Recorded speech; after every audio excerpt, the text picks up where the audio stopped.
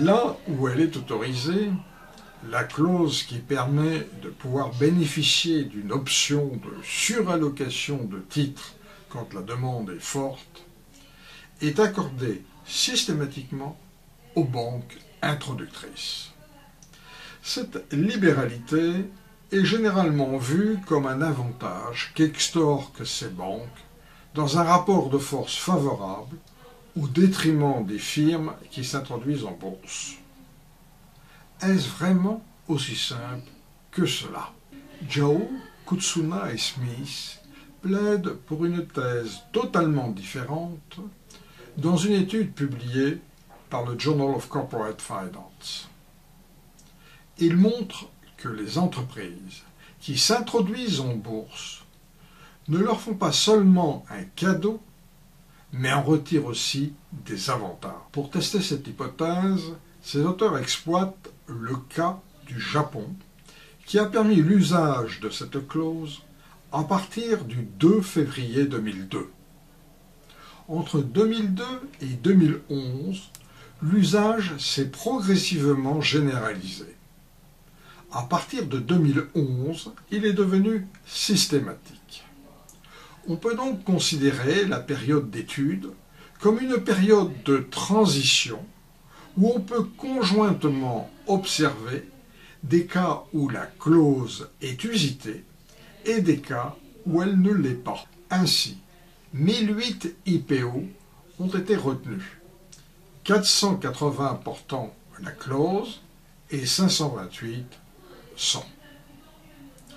210 instructions ont été réalisées sur le marché le plus important du Japon, le Tokyo Stock Exchange.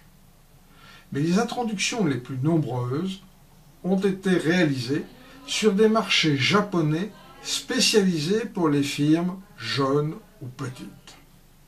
774 sur le Nasdaq, 261 sur le segment Mothers du Tokyo Stock Exchange et 222 sur le marché dit Hercule.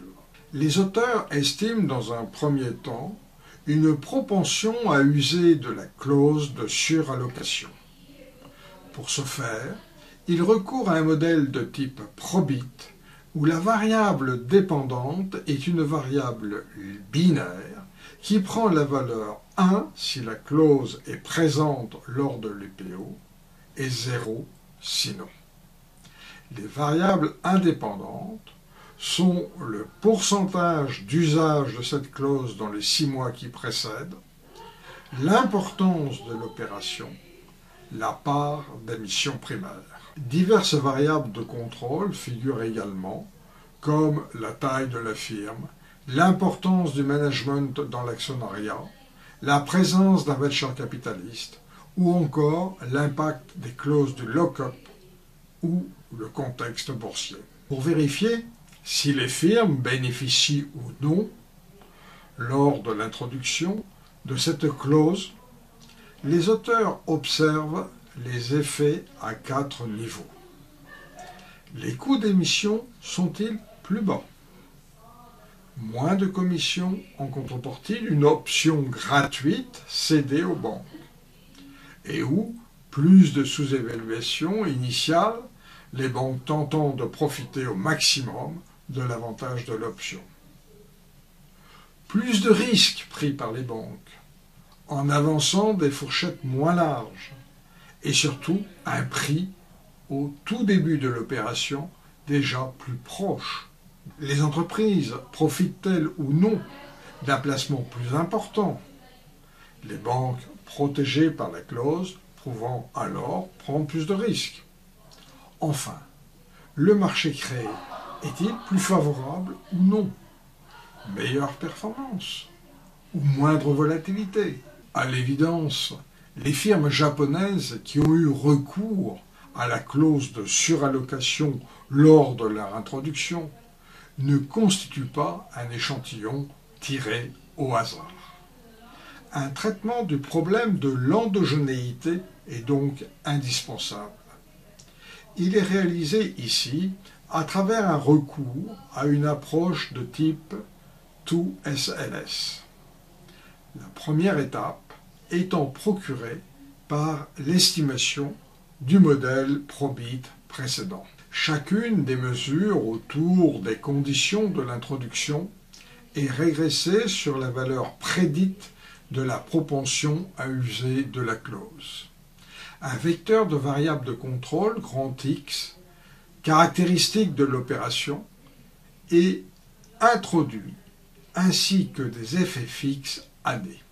Ainsi, Zhao, Kutsuna et Smith mettent en évidence que les firmes ayant accordé aux banques introductrices une option gratuite de surallocation ont pu diminuer les coûts supportés directs, commissions payées, et indirectes, sous-évaluation initiale du titre le jour de l'introduction. Par ailleurs, les banques ont pu avancer très tôt des évaluations plus précises de l'action introduite.